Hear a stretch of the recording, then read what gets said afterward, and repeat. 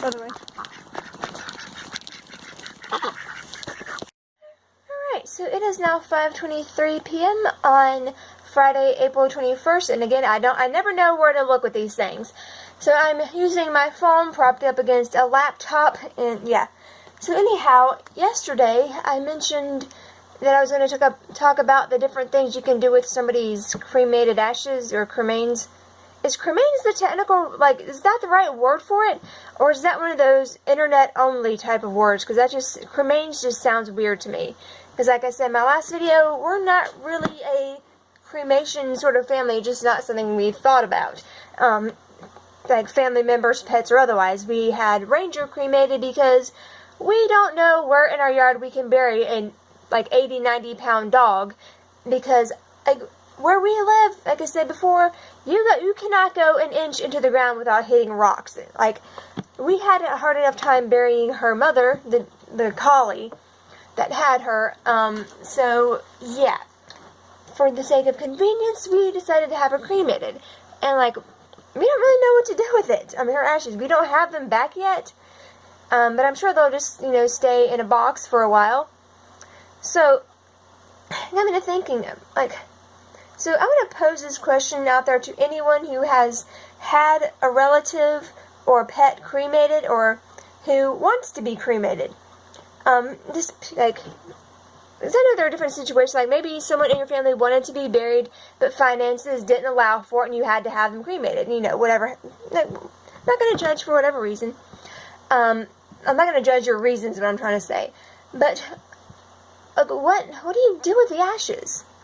See, I'm familiar with the idea of, okay, the two main ones, keeping the ashes in an urn, and scattering the ashes. The scattering thing, I get. That I get. There's different places, the person, I'm going to talk about ashes as if a person instead of an individual, like you. I'm not going to talk, because I can't decide between saying, so I understand someone wanting to have their ashes scattered, versus you wanting to have your ashes scattered. I am very ADD today, so just ignore that. So, the scattering thing, I get, let's say you're someone who like to travel the world, and you don't want to be stuck to one place even in death. Like, you want to be scattered throughout near the beach, and like a forest, you like hiking different places around the world. That I get. I get wanting to keep the ashes in an urn, like maybe on the mantle or wherever. Like that I kind of get after a while. But the thing with keeping ashes in an urn is who inherits the ashes? Let's say, let's say I'm someone that, decides to be cremated. Let's say I have a family, I have kids, for the record, I do not have children, I'm not married, I don't have kids. But let's say, for the sake of argument, I do. Okay, so I have kids. Let's say I have 2 or 3 kids. So who gets my ashes? Like, what if nobody wants them? Does everybody get, do they break up my ashes? And then, okay, let's say I have 1 kid, they inherit my ashes, and then they have their own children, and they have their own children. After how many generations does somebody get creeped out by Meemaw and not want her on the mantle, Like, how many generations do you hold on to somebody's urn? And after what, in some cases, what if that urn isn't marked? There's, no label, let's say for some reason, there's no nameplate or date on the urn for whatever reason. after how many generations do people forget what's in that urn or who is in that urn? Or even if it does, like even if there's a name on it, and let's say 5, 6 generations down the road, records get lost, people forget things, what have you, and they have no idea who I am in the family. Like, do they just scatter it? Do they bury it? Like, what happens after so many, like, I get the whole urn thing after, like, the first or second generation, but after so many generations, what happens to the urn? Like, is someone going to have my urn, like, 300 years from now? Again, that would be weird. Okay, that's just weird. But, yeah, so what happens to it after a while? Like, I would expect it would either get scattered or buried, because I know some people can bury an urn. Okay, so again, I'm recording on the computer again, and I'm looking in the completely wrong okay, I'm looking at the thing right now, I guess. Okay, so, yeah, my lovely phone here ran out of memory again. Yeah, it's awesome. So, I'm going to be recording the rest of the video on my laptop. And it is now 11:16 p.m. I don't know if I said that already, but yeah. So it's 11 p.m. now, so it's been a few hours. My phone needed to be charged and it ran out of memory, and I couldn't do anything about it, because, yeah. Anyhow, so I think I already mentioned the main things people typically do with cremated ashes. Cremains just sounds so weird. It sounds like so made up to me, but again, I don't know. Okay, so anyhow. The other things I found that people do with them are put them in like a memorial necklace where you put like a little bit of the ashes and like I've seen like typically like a heart-shaped necklace or like a necklace with like a picture or something engraved on it or a quote or something, which okay, that's not too bad. But then I was going to talk with my granny about things people do with their ashes, and she brought that up on her own, and she's like, well, I don't want my mama around my neck. And I'm very scattered right now, and thinking about, yeah, I mean, if they're really close to you, I kind of get it, but at the same time, ew. Like, I know in my case, I'm going to be talking about my dog, but, okay, so my dog stayed at home all the time. She was like a 80 to 90 pound half collie. She wasn't a little like like a little Pomeranian. If I had like a little dog that I actually did carry around with me everywhere, I would kind of get it. But I didn't carry or take my dog everywhere with me in life. Why would I do that after she passed away? That's just weird. I mean, in some cases I can kind of see it for other people, but I don't want no, I don't want that around my neck. No. Now, if it's a relative, I can see like wearing like a piece of their old jewelry, but wearing them, no. Just no. And another thing I've seen is when turning them into glass, the ashes into glass. I've seen this with. I'm not gonna name specific companies because I know there are different companies that do this. There's at least one company that will turn the ashes, or part of the ashes, into a diamond. And several turn them into orbs, or, let's face it, it's a paperweight. Okay, so, unplug this, sorry, here, pardon the dings, I've got to go get something while I'm still plugged up here. Unplug my laptop. Okay, so the ring, I kind of get. Like, have like carry a loved one everywhere you want to with a like, nice diamond ring or whatever. But, again, with the generation, so you have your great-grandmother's ashes made into a nice diamond ring that you wear every day, or in special occasions. Okay, so then when you die, who inherits their great-grandma? Like, who inherits the ring? And again, after how many generations do people forget that the diamond ring you have is somebody's ashes? Like, I don't want to be turned into a diamond ring and then like 5 generations people not remember what the ring is from and then end up in a pawn shop. How, like, is it engraved with their name and date of birth and date they died. Like, how do you fit all of that into the little engraving so that people can read it? You know, how does that happen? And with the paperweights, okay, I know technically it's called like some kind of like orb or something, but it's, let's face it, it's a damn paperweight. And well, yes, some of them are very pretty. Do you really want to spend the rest of your afterlife in this, well, part of it as a paperweight? Now, I don't want to. I mean, and plus the ones I've seen, there's no writing on them. Like, if it were engraved with the name and date of birth and date of death, okay, I'd get it. In some cases, like, with certain designs, there's like one that's like, it's like a night sky and has stars. It's really pretty. But how do you know what that is? Like, how, like, I know this is what I have is going to be a lot smaller. But let's say you go up to someone's house and they have this on the mantle. You don't know that this is fluffy. This might, like, okay, this is a genuine paperweight from the dollar store, so this isn't anything, but they're like this.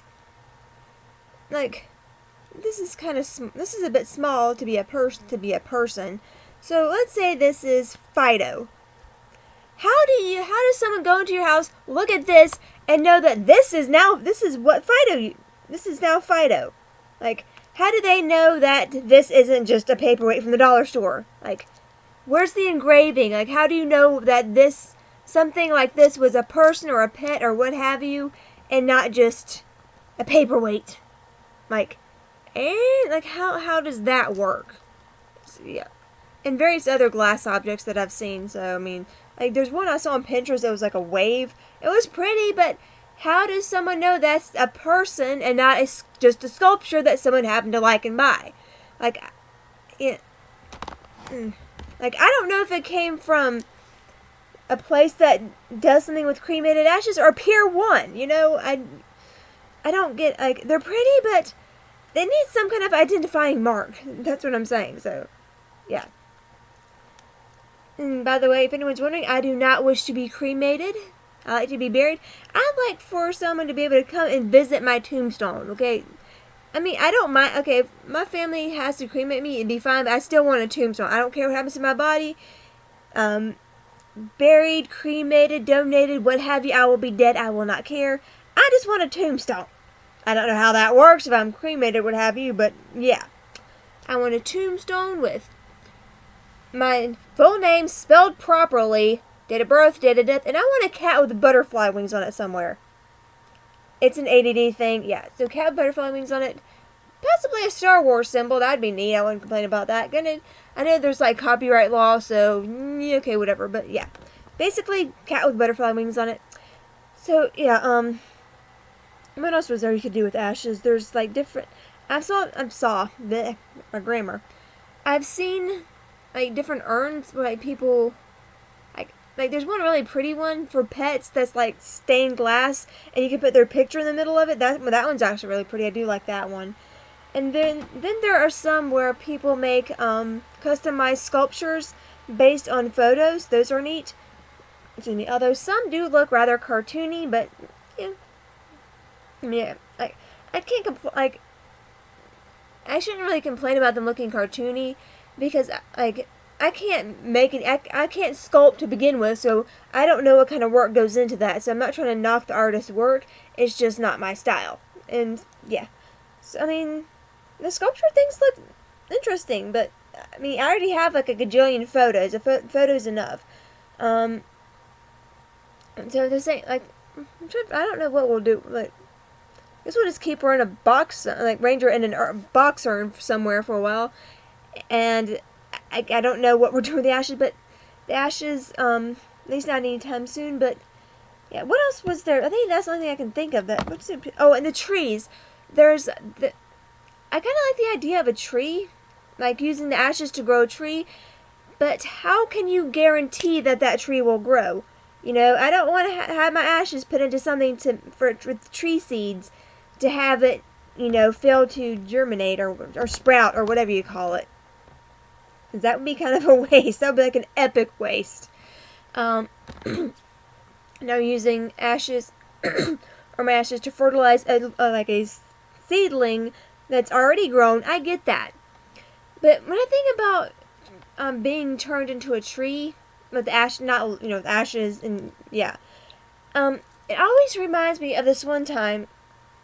It was like an Earth Day thing, like many years ago at some restaurant. I think it was Pizza Hut, actually. Don't quote me on this, but I think Pizza Hut had this like sort of kids meal type thing around Earth Day where they gave, like, you ordered something and they gave you a little tree in a bag. It was somehow still alive, and you planted this little. It was like a little seedling that you can plant. And I remember I planted it where I thought would be a safe place. And my pop, I told my gran, she's like, okay. And then I guess my gran forgot to tell my pop or something.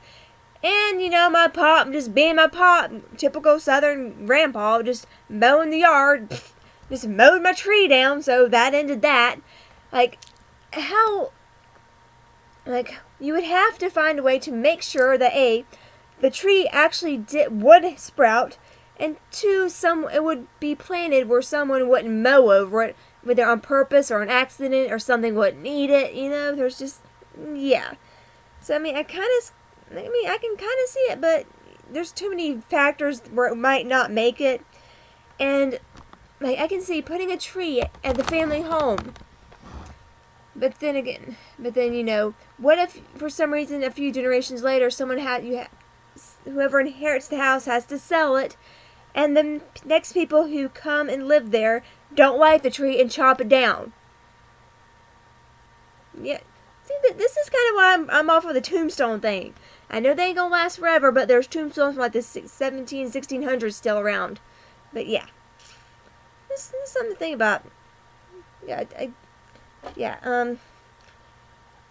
if anything ever happens to me, just put this video out there and let people know I do not wish to be a paperweight. No. Okie dokie, bye! Okay, so before I forget, and while it's still, the 21st, or 11:38 p.m., I found out that Lucky and Daisy, the dog and the collie and orange Persian, that I thought were buried on the trail that I walk up and down that y'all have seen before. I thought they were buried there. It turns out they're not. They're buried on a different trail we have between like my grand and pop's house and my other cousin's house.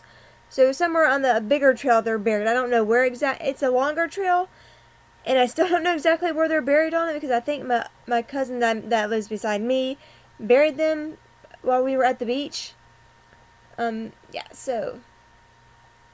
Because apparently one died and my cousin buried them there, and then a few days later the cat I'm pretty sure it was the cat, just came by and like laid down where the dog was buried and would not move, and our cat died laying on the dog's grave. So yeah.